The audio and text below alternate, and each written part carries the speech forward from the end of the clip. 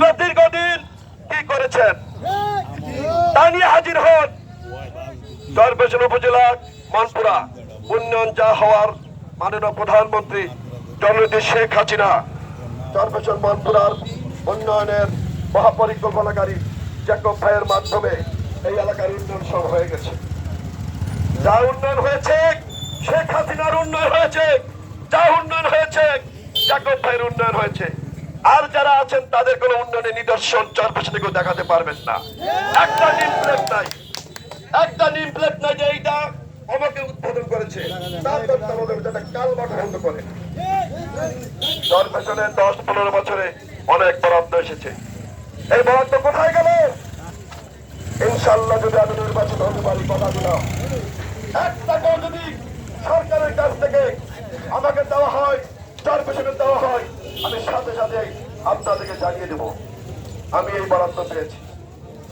আমি তো প্রধানমন্ত্রীর গান গাই, আমি প্রধানমন্ত্রীর উন্নয়নের গান গাই, আমি নৌকার সর্বোচ্চ গান গাই বাংলাদেশের ইতিহাসে। আমি ইনশাল্লাহ চরফ্যাশনের উন্নয়নের জন্য আমাদের মাননীয় প্রধানমন্ত্রী এবং আমাদের এমপি মহোদয় উন্নত করেছে। উপজেলার যে কোঠা আছে তা সেই কোঠায় যা পাবো তা তো পাবো, তার চেয়ে বেশি আনার চেষ্টা করবো আপনাদের জন্য। আমি পারবো ইনশাল্লাহ, এই বিশ্বাস রাখেন আমি পারবো। এই চেয়ারম্যান বাজারের মানুষ আমি জানি সিদ্ধান্ত নিয়ে ফেলেছে। আমি হৃদয় আর মুখের দিকে তাকাইনি বুঝি। আরে নেতা তো তাকেই বলে যে মুখের দিকে তাকালে বোঝা যায় সে খেয়ে আছে না খেয়ে আছে। চরফ্যাশনের মানুষের সবচেয়ে বড় ক্ষুধা হইল তাদের ভালোবাসার ক্ষুধা। এই ভালোবাসা তারা পায় নাই। উপজেলার চেয়ারম্যানকে তারা জানেও না, জানেন ভাই এসেছিল উপজেলার চেয়ারম্যান কি এখন গেলে জিজ্ঞাসা করে ভাই এটা কি ভোট হয়? আমি অবাক হয়ে যাই। উপজেলাকে আবার ভোট হয় কিনা মানুষ ভুলে গেছে।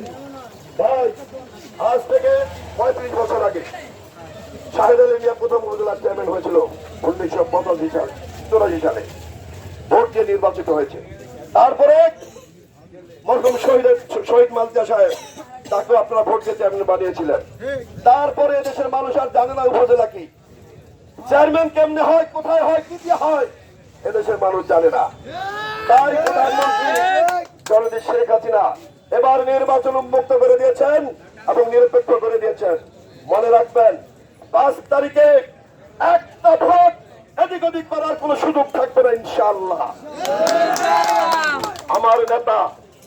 আমার নেতা আপনারা, এই জনগণ হইলেন আপনারা, হইলেন আমার নেতা, আমি হইলাম আপনাদের কর্মী, আমি হইলাম আপনাদের খাদেম, আমি আপনাদের সেবক হতে চাই।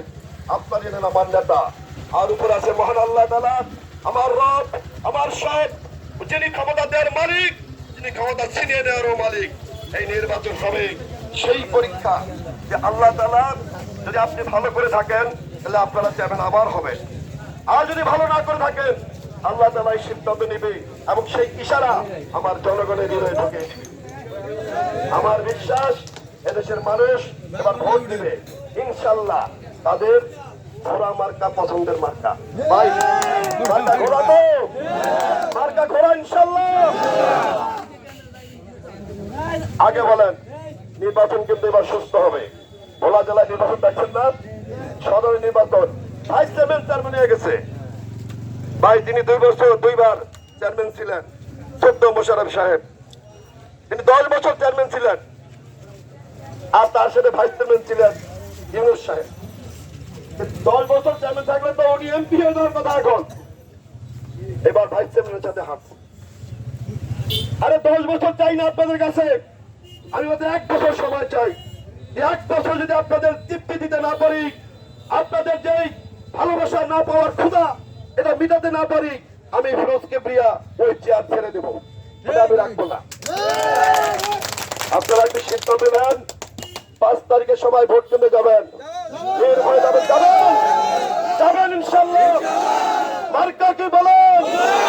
এই চেয়ারম্যান হাটের মার্কা কি? হাজারীগঞ্জবাসীর মার্কা কি? বিজয়ের মার্কা কি? ইনশাল্লাহ 5 তারিখে নির্ভয়ে ভোট কেন্দ্রে যাবেন, ঘোড়া মার্কায় ভোট দিবেন। সবাইকে অনেক ধন্যবাদ। মহল্লা দুর্গত এলাকায় বন্যা দুর্গত এলাকায় যারা আছেন, তারা অনেক কষ্টে আছেন, তাদের প্রতি আপনারা সবাই দোয়া করবেন, তারা যেন এই শোককে কাটিয়ে উঠতে পারে। ইনশাল্লাহ আমি যদি নির্বাচিত হতে পারি, কথা দিলাম আজকে যেভাবে ভোট দেওয়ার জন্য এসেছি, তখন আসবো আপনারা কেমন আছেন এটা জানার জন্য। বারবার আসবেন ইনশাল্লাহ, বলবেন ভোটের সময় এরকম সবাই কয়, এই কথা আমি প্রায় শুনি। আরে ভাই ভোটই তো হয় না এতদিন তো ভোটই হয় নাই। তবে এইবার আমি কথা দিয়ে যাই, শুধু ভোট দেওয়ার জন্য কথা বলি না। আমি ফিরোজ কিবরিয়া আপনাদের মাঝে আসি, ইনশাল্লাহ থাকবো। আগে ছিলাম গানে গানে, এবার আছি প্রাণে প্রাণে। সকলের হৃদয়ে আমি আছি, ইনশাল্লাহ আছি না?